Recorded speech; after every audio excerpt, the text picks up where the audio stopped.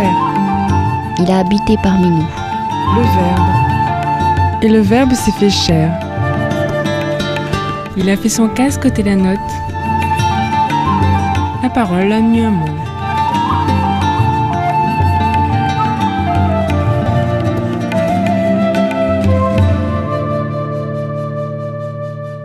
Évangile de Jésus-Christ selon saint Luc.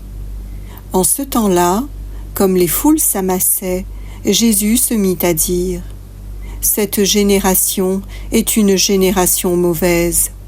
Elle cherche un signe, mais en fait de signe, il ne lui sera donné que le signe de Jonas. Car Jonas a été un signe pour les habitants de Ninive. Il en sera de même avec le Fils de l'homme pour cette génération. Lors du jugement, la reine de Saba se dressera en même temps que les hommes de cette génération, et elle les condamnera. En effet, elle est venue des extrémités de la terre pour écouter la sagesse de Salomon, et il y a ici bien plus que Salomon. Lors du jugement, les habitants de Ninive se lèveront en même temps que cette génération, et ils la condamneront. En effet, ils se sont convertis en réponse à la proclamation faite par Jonas. Et il y a ici bien plus que Jonas.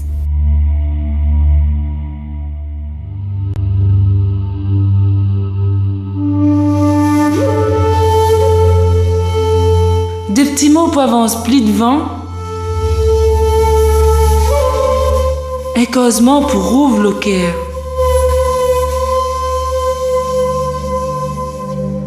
Ce passage de l'Évangile selon saint Luc met en scène Jésus-Christ répondant à la foule. Alors qu'il a expulsé un démon qui tenait un homme muet, la foule est partagée en deux camps. Ceux qui croient que le miracle a été accompli au nom de Dieu, à l'opposé, ceux qui l'attribuent à Belzébuth, le chef des démons, avec ceux qui lui réclament un signe pour authentifier sa mission divine. Aux incrédules, Jésus répond très sévèrement en déclarant : « Cette génération est une génération mauvaise. Elle cherche un signe, mais en fait de signe, il ne lui sera donné que le signe de Jonas. » Ainsi, le Seigneur refuse catégoriquement d'accorder un miracle aux sceptiques, à ceux qui n'accueillent pas sa parole et ses actes divins. D'ailleurs, n'en a-t-il pas déjà assez fait pour attester qu'il est le Fils de Dieu, en rendant la parole aux muets, la vue aux aveugles, l'ouïe aux sourds, en délivrant les possédés, en ressuscitant les morts et en remettant les péchés? Le seul signe que le Seigneur accordera aux Juifs est celui de Jonas, ce prophète qui a parcouru l'immense ville de Ninive pour prophétiser à ces païens à la réputation cruelle la destruction totale de leur ville s'ils ne se repentaient pas sincèrement de leurs péchés.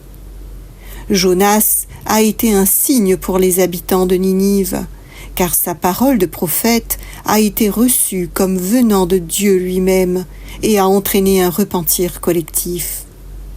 Malheureusement, la parole du Seigneur n'est pas reçue et n'entraîne pas la conversion de ses contemporains. Et pourtant, dit Jésus en parlant de lui, il y a ici bien plus que Jonas. La conversion des Juifs aurait donc dû être bien plus éclatante que celle des habitants de Ninive. Le Seigneur dénonce le terrible aveuglement des sceptiques, ce qui leur vaudra d'être condamnés lors du jugement dernier par les Ninivites eux-mêmes, car eux ont su croire et se détourner de leur mauvaise conduite. Jésus ajoute que la reine de Saba, elle aussi, se lèvera pour condamner les incrédules. Cette païenne était venue pour mettre à l'épreuve le roi Salomon, lui dont on vantait la sagesse en lui soumettant des énigmes. Mais en partant, elle reconnaîtra en Salomon la sagesse éternelle. Malheureusement, les Juifs contemporains de Jésus resteront fermés aux vérités éternelles et évangéliques, alors que devant eux, il y a bien plus que Salomon.